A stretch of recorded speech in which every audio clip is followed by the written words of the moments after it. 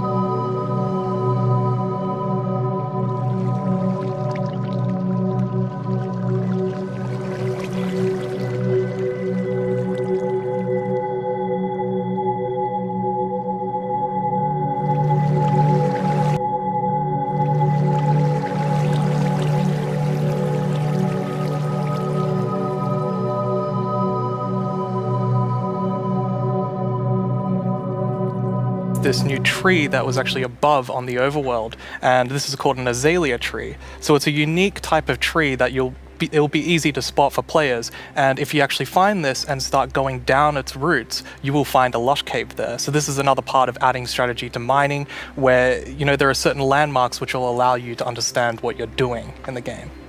That's cool. And another one of the new blocks is a block called Spore Blossom. And it's that you maybe saw it in the video. It's a big pink flower that you find in the roof of the Lush Caves. And it will drip particles from that flower, but it will also actually feel like a big volume around it with particles. So it's similar to the particles that we added to the nether biomes in the nether update. But the cool thing here is that you can move the flower if you want to and get these particles anywhere you want in your world. So you can actually be very creative with that. That's so awesome. And the Lush Caves have a real glow to them from one of the plants. Yes. So there are vines in the Lush Caves, and they have glowberries on them. And these are actually a light source. And you can also pick them and eat them if you want to. Nice. Yes. And another plant we actually have is the Dripleaf Plant. And you can actually see that they can kind of grow from like water or anywhere else. And they grow quite tall, but they have like a little plant on the top that you can actually hop onto. So the idea of the mechanic behind it is that the leaf will actually tilt down when you stand on it too long. So this will actually make you fall through. However, after a few seconds, it'll come back up. So it's kind of this like platforming block that allows you to just, continue platforming over and over again, which I hope is really exciting for, content creators making maps. Yeah, you can build like your own platforming levels and then they will repair themselves. That's kind of neat. You've also worked on improving the cave generation. Yes. Yeah, so as you can see here, this is drastically different to what caves used to look like. And there's definitely still the old style of caves, but we wanted to make sure that there was much more variety in the sort of caves and the shapes and the sizes you could get. And even here, you can see that there's some water underground. Yes. So we actually added something we call local water levels. So in one cave might find like a cave lake, and another cave might not have that one. And this also means that we get naturally generated waterfalls, which is so pretty. And it also kind of gives like new ways to traverse the underground. You can actually go cave rafting. Yeah, so you'll see in a bit that our player here will actually use a boat to raft. And that is just such an exciting opportunity to be able to traverse the caves in a very different way than you used to. Yeah, we were playtesting, and then one of the devs like, look at this, it's so fun, and all of us just started to go with the boat on the waterfalls. It was a lot of fun. So another thing to note here is that you could see that a lot of the ores were actually glowing. This is just for preview purposes. Ores aren't going to glow now. It's just that the caves tend to be quite dark, and we want to make sure that players can see the shapes of the cave. Now, will that only be for the normal caves, or will this run across all of the new cave biomes? Yeah, so the really cool thing is that like the new cave shapes and sizes is completely independent from the new biomes. So that means that we have so much variation. Because, for example, a lush cave can, for example, generate, in a super narrow tunnel, but it can also generate in like a huge cavern, and that creates completely different atmospheres, but it's still the same biome. So we're really going to have lots of variation. So we have the Dripstone Caves biome. And whenever I think about the idea of a cave update, the image of stalagmites and stalactites comes into my head. But adding these are pretty difficult. It's a very unique shape that Minecraft isn't really accustomed to. But I think the way that the artist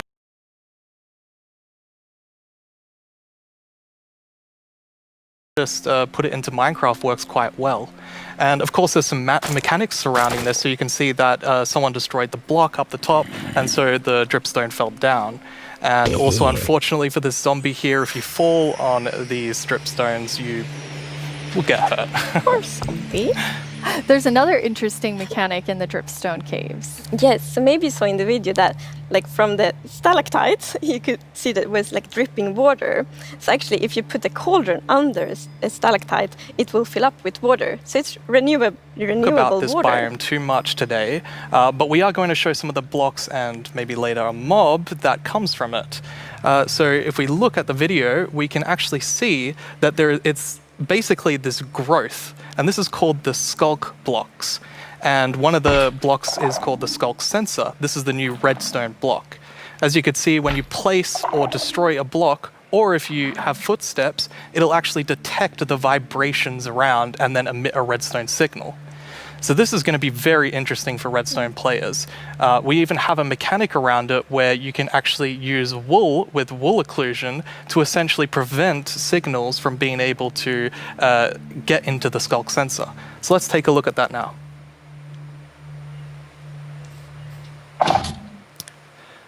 And as you can see here, I walked next to the Sculk sensor, and it's actually kind of doing an infinite loop where the piston is causing a vibration, and then it's activating the Sculk sensor and going over and over again.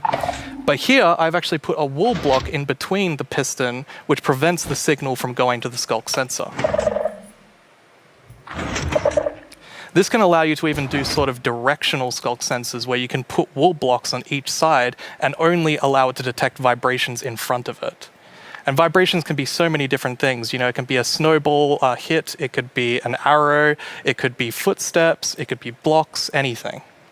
So cool. Yeah. And another thing, we had a bit of an happy accident with this, because we realized that we get wireless redstone thanks to the Sculk sensor. Yes. So, and we didn't even plan to add it, but then when we started playtesting, we're like, wait, we got wireless redstone, and that's so exciting. And well, you can just build so many cool things with that. It's going to be exciting to see what the community will build. And now, we said there's another mob coming later, but I think it's time for a new mob coming to the Caves and Cliffs update. It is. And this is a very scary mob. And it lives in the deepest of the underground, in the deep dark. And this is a very dark place. And the cool thing is that this mob is very well adapted to the environment. So it can't see anything. So it's the first blind mob in Minecraft. And that's very interesting because it gives such interesting mechanics. So instead, it will react to vibrations, just like the Sculk sensor block. So if you aren't very careful when you walk around in the deep dark, you might upset that mob.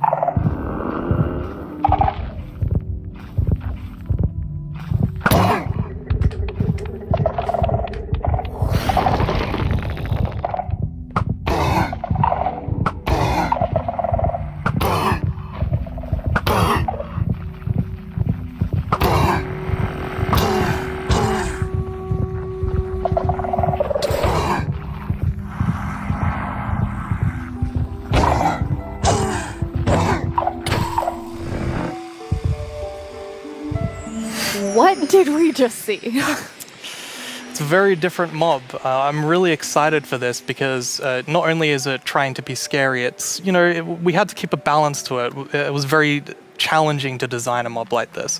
Another thing that's really important to note is in that video, I was wearing full netherite armor, so it's very powerful. You That's definitely want to watch mob. out. Yeah.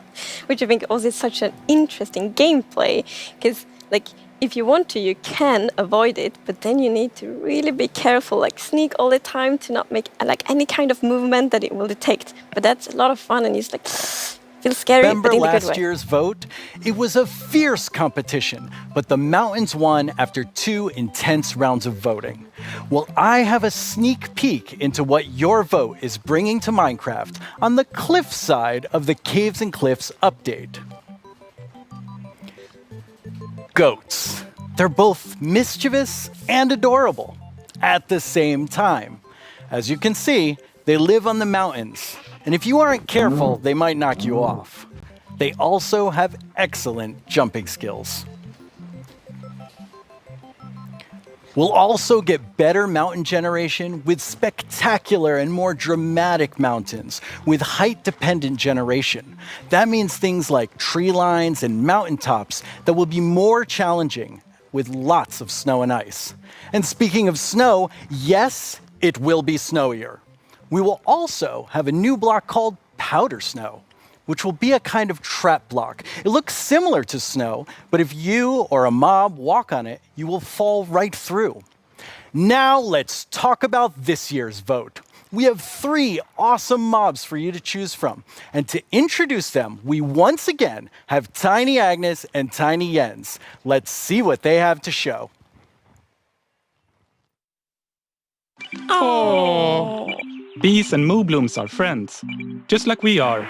Right, Agnes? These friendly cows live in the flower forest biome, yellow as sunshine and covered in beautiful flowers. What's not to like about these beautiful bovines? We are friends, right, Agnes? Why do we have to record these videos on an actual mountain? They are animated. The Azalea is a new illager that lives on mountain tops. It's a hostile mob that attacks you with clouds of flying ice. You did pack the supplies we need to survive the night up here, right, Jens? Do you ever wish Minecraft's oceans were glowier? Not me. I always wish for world peace. Sure you do. Well, wish no more. Meet the glow squid. Wow. What was I meant to say again? Vote for Minecraft? Can't talk. Must admire glow. Agnes, Jens, it's really distracting. They're so tiny, and they're so susceptible to distraction. Hopefully that won't happen to you. Now let's go over how... Hello? Oh, hi, Tiny Agnes. Yeah, no, I'm live right now. Okay. Well, you really shouldn't read too many internet comments. But, okay, I'll tell him. Okay, bye. Tiny Agnes would like everyone to know that she and Tiny Jens are, in fact, good friends. Okay.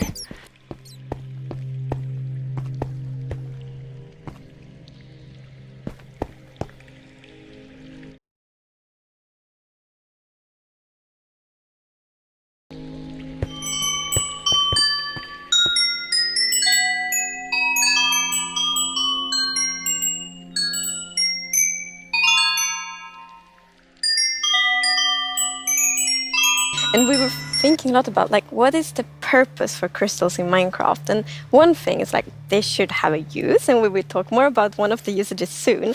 But the other thing is a lot about just adding a lot to the experience of exploring. And we want them to be quite rare. So when you find them, it's really gonna be like magical, because they're just beautiful. And when you walk on the crystals, you hear these sounds. Yeah, it's just, we talked before about the pillar of underground of Marvel. I feel they're just the perfect feature for that sort of pillar, right? But you can't just take them with you. Right, so you can break the crystal plant we saw in the video, but they actually grow from a very special block. And that block is unobtainable. It's sort of like you think about spawners, right? You cannot just take it and put it in your base. It makes you go and build farms all around your world.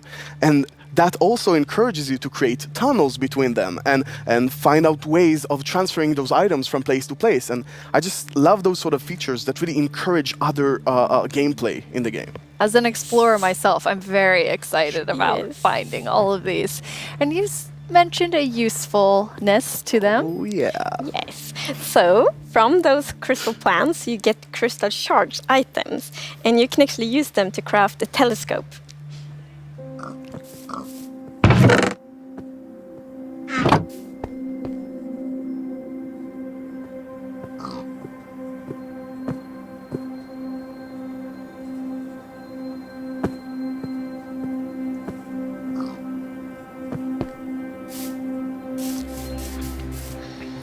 That is amazing. It is. It's such a useful item. Super cool. And the cool thing is that, so yes, you use the crystal shards to craft them, but you also need something more, and that's also a new thing that we added.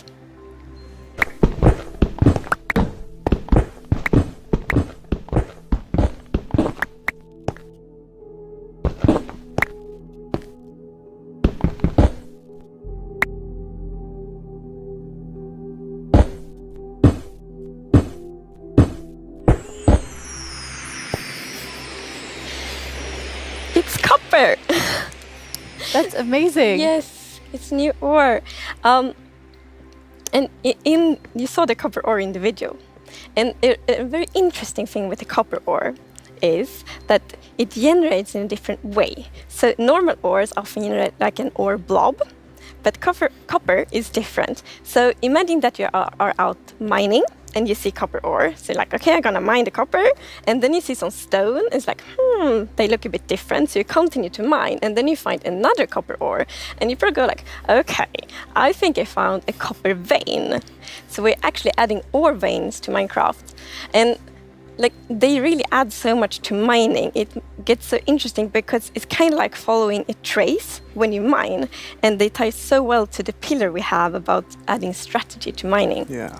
That's amazing. And you've personally wanted copper in the game since you start, maybe before you started? Yeah. You mentioned it once or twice. Well, maybe a few times. But yes, so I think I got inspired by the pretty copper roofs in Stockholm. And yes. they are all green because we have so many like old buildings here. And we've actually added that mechanic to Minecraft as well. So you know, if you place a copper block, it will first be orange, but after a while, a pretty long time, it will turn green. And it's something, I think it's so cool, because it actually adds history to Minecraft.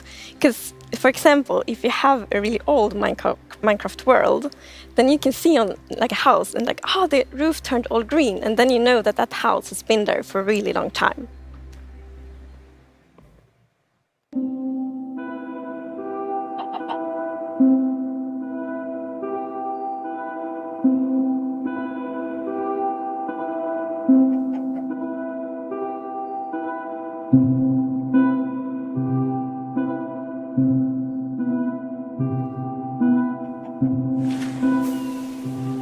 And copper won't only be used for the telescope. You actually have another really cool thing that you'll be able to craft with it. Yeah.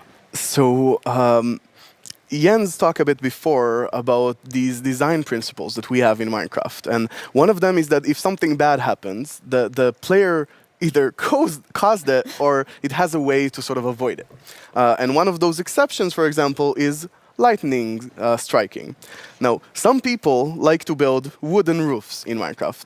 Some even build wall roofs. Looking at me, Right. it's not at all like the grandest castle in my realm actually has a roof fully built of wool. Yeah, that's not a good idea. No, but we did get some fires. yeah, so to try to help the players with that, we are introducing the lightning rod.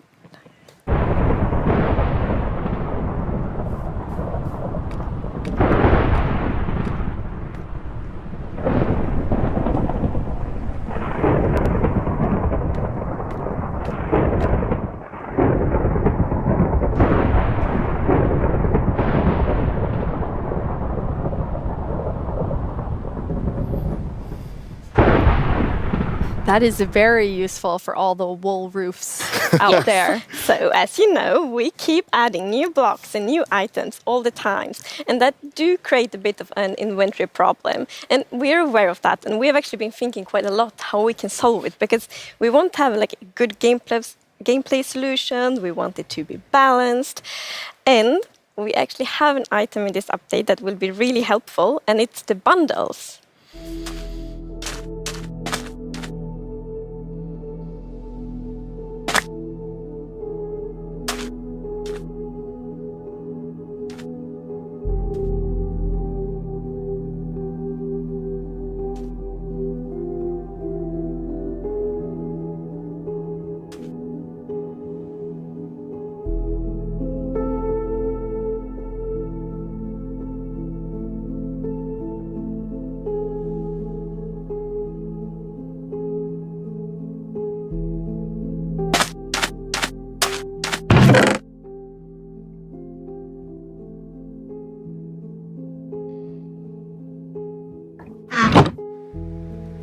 Bundles. Yeah, this is awesome. It's such an elegant solution as well, and I love it. I think we spend a lot of time talking about the inventory problem, and I think one of the biggest takeaways there was that this is not actually one problem. It's constructed from a lot of sub-problems. For example, hotbar management is one problem. Getting a lot of blocks for your huge build somewhere, that's like something the shulkers help with. But I think there is a third sub-problems where every time you leave your base to go exploring somewhere, your inventory keeps getting full of junk. Like, this lot just has 2 flowers. This lot has just 1 seed, right? And I think the bundles are really going to help with that problem. Yes. So the thing with the bundle is that you can place many different kinds of items in one bundle. So many different kinds of items in one inventory slot. So for example, I can take those 2 flowers and 1 seed and put them in one bundle. It's great. Until I saw those sketches by the art team, I didn't really understand what archaeology in Minecraft even means. Archaeology? Yes, so we're actually adding a new system called the Archaeology system. In this system, you're basically going to find these excavation sites all throughout your world. And you can make this new tool called the brush that is going to help you uncover the mysteries of all these dig sites. So you come to one of these ancient structures, and you can sort of use the brush to clear away some of the rubble that may have collapsed in those structures. And sometimes you might even find something shiny inside them. But, and this is important, if you are not careful enough, like in real life, you can destroy that artifact. And when that artifact is gone, that artifact and all the secrets it held are gone forever. But if you're careful enough, if you take your time and you're deliberate, you can get some of those hidden artifacts. And for example, here we got a ceramic shard, which is basically how whoever lived here used to tell and pass on their stories. I love the story sides of the archaeology, because we often talk about that we want to deepen the mystery in Minecraft. And when you find these hidden artifacts, you kind of find like connections and hints. And we will never tell the full story, but these will inspire the players to tell their own stories about their own Minecraft worlds. Exactly. I think it's going to be really exciting to see what players do with them. For example, here we see an exhibition that someone built for this, where he can compare all the different clues he finds, right, and try to preserve whatever was down here, and he can compare what we found with whatever new thing, and sort of try to connect the pieces, right? And here we see those pieces connected in a clay pot, actually trying to reconstruct them back. And you can create that however you like. You can create your own stories or try to guess how those pieces used to connect. Yeah. It's also so fun to be very creative with these new pots, because you can put the shards in any way you want. Exactly, and when you're pleased with your creation, you can fire them up, and you have your own painted clay pot. Pretty. So, Nir, is this programmer art still? Yeah, the art we're seeing is still work in progress, but I personally like the dragon. I think it's cute. Yeah, it didn't say programmer art isn't pretty. Yeah, you know, the problem is the artists are way too good. Right? Yeah. They just make us look bad. Now we're gonna tell you, it's the cutest predator you will ever meet.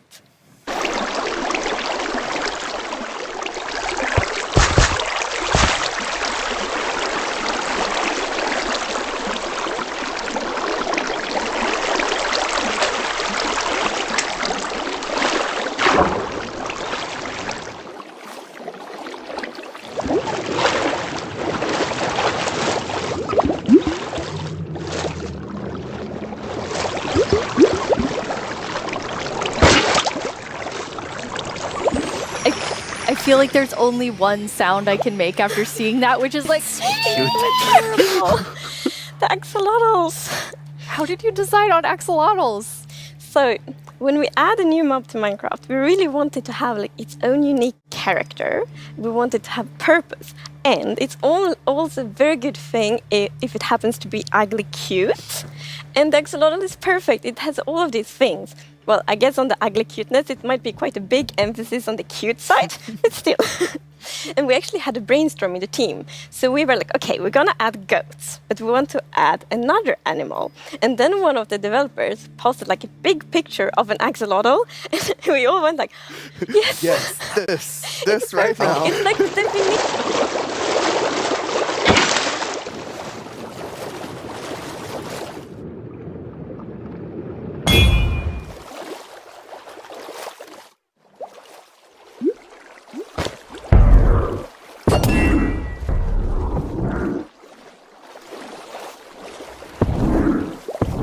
And now I see why you're calling them the cutest predator you'll ever meet. Exactly. So when you scoop them up in a bucket, you can actually create your own axolotl army, basically, and charge into the oceans with them, and they will help you fight various. Well, they'll attack cute fish as well, but they'll help you fight the drowns and the guardians, and they're actually quite useful when fighting guardians because they have this special ability that whenever they take damage, they sort of play dead.